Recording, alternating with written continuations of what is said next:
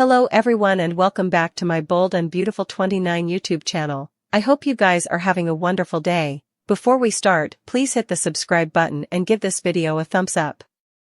At the precipice house, Steffy tells Finn she's happy he's home. He remarks on it being too numerous double shifts recently. She says she eventually gets to hear whatever it's he wanted to tell her the other day. Big news? Finn nods, yeah. There's some news and it's life-changing. Steffy can tell it's importing on him and asks if it has to do with a case. He says it's particular commodity about his history. About a woman from my history. Finn says he put this out of his mind a long time ago, it was easier not to admit it. That worked for him for numerous times, but not presently. Now he has to deal with it. We both do. Steffy suppositions it's not someone she knows. Finn says she's actually been to their house. Steffy frowns. We're talking about someone you slept with. Right? Finn nods. He was 18. She was aged. Steffy asks, and I know her? Finn says, yeah. Steffy asks, well, who's it? Finn grunts, it's Poppy. Steffy gasps, your aunt? Finn nods, yeah. At Bill's place, Luna flips through a magazine and also suckers herself with it. Bill appears, but has no update on the A/C. She says it's still more there than in captivity, which is where her mama and everyone differently still thinks she is. In Finn's office, Poppy flashes to him saying he's going to tell Steffy that Luna's his son. Lee walks by and Poppy has a gash. She asks, what's it, Penelope? What's going on? She asks if she's sick. Her family says, not physically. Poppy just isn't in a good place. Lee thinks she knows why. Because of Luna. She tells her family she wants to be the one she confides in. She can trust her again. Lee knows she doesn't earn it, but it feels they're on the right path again. Poppy cries, yeah, it does. Lee laments not being further probative to her and Luna. Perhaps lives would have been lost and Finn would detest his kinsman. Poppy tells Lee that it's no use dwelling on the history. Lee says she had no right criminating her of having an affair under her roof, she could no way do such an unattractive dirty thing. Will you ever be suitable to forgive me? At Il Giardino, Sheila asks what Remy's doing there. He's hoping to get his job back. Sheila tells him they know what he did. Remy says it was a evanescent lapse. Sheila says she's in no place to judge. Remy asks, you're no saint either? Sheila will only say she's had her moments. She's reformed. Remy asks if that means she'll give him another chance. She says she would, but she doubts Deacon will. Sheila reminds Remy that Electra Swain is Hope's kinsman. You're out of luck. Behind them, Bill arrives. Sheila tells him that's Will's pater. And he always kills the moment. Bill walks over and snaps about his takeout order. Sheila says he's snarlier than usual. Bill complains that his A/C is out, and everyone is reserved for weeks. Remy asks, have you replaced the sludge? Bill doesn't do that and says his house director isn't available at the moment.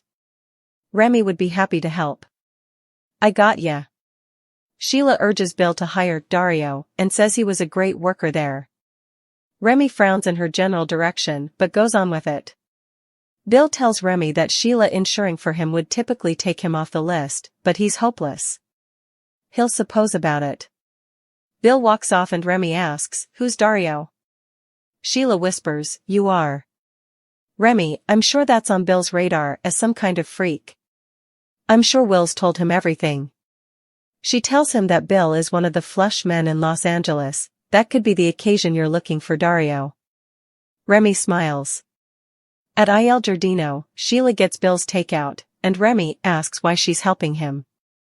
Sheila maybe sees a little of herself in his mischievous side. Remy's flattered. Sheila says, "Do be." He asks, "What are you, a mass killer or commodity?"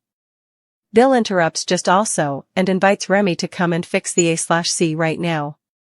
Remy stammers, "Sure, yeah." Bill barks, "Let's go."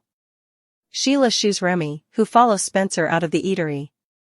At Bill's place, Luna holds a framed print of Will and smiles.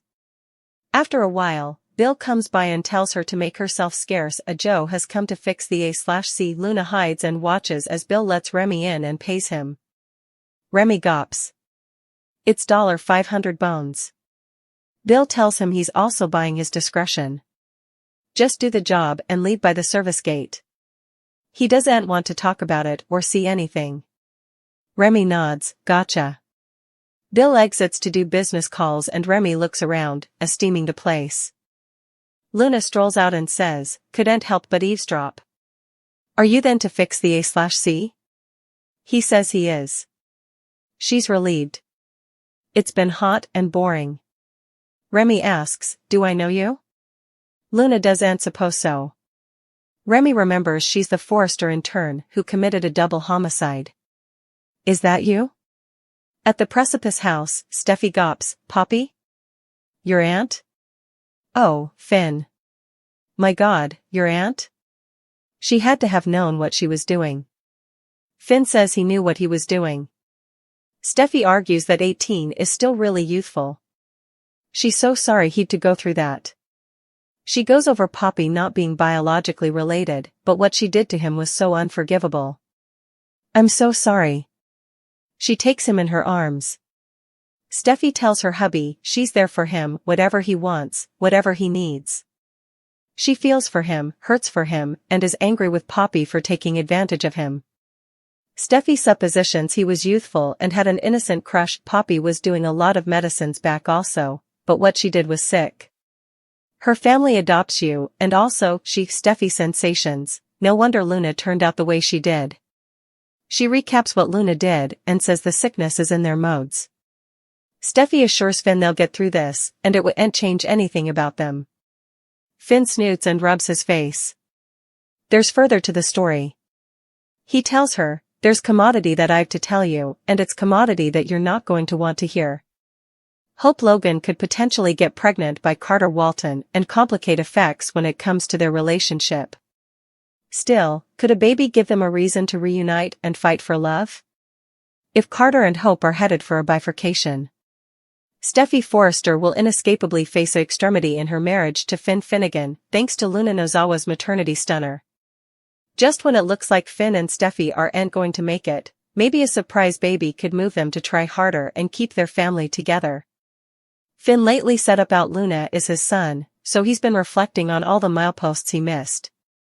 Luna might get jealous in some crooked way if Finn ends up having a baby girl with Steffy, so that'd bring a chance for indeed further drama.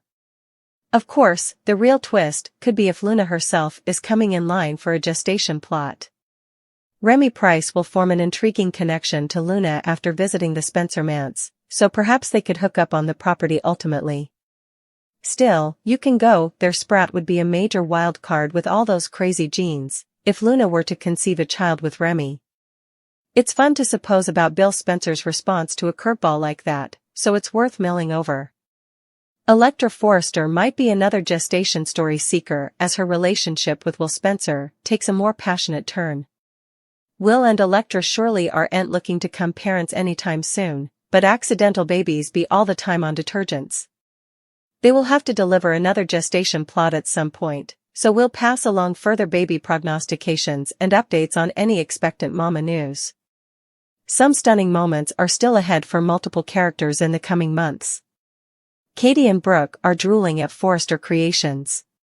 Katie can't imagine how stressed her family feels keeping her true intentions from Hope and Carter, especially after the first big product launch of her time as CEO. Brooke is proud of all the hard work that went into the launch, especially from Ivy and Electra.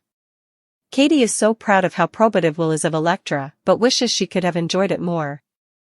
She notes everyone was kindly on edge except Hope, who was ready to celebrate. Brooke is reluctant to celebrate because she thinks Ridge should be leading the company and they should be together. Hope, Carter, and Ridge are drooling in the Forrester main office. Hope notes the broken glass and Carter minimizes the situation. She looks at Ridge and asks why he's there. Ridge gets all Ridge suchlike and snarks about how everything in the office belonged to his family before Hope manipulated Carter to steal the company for her.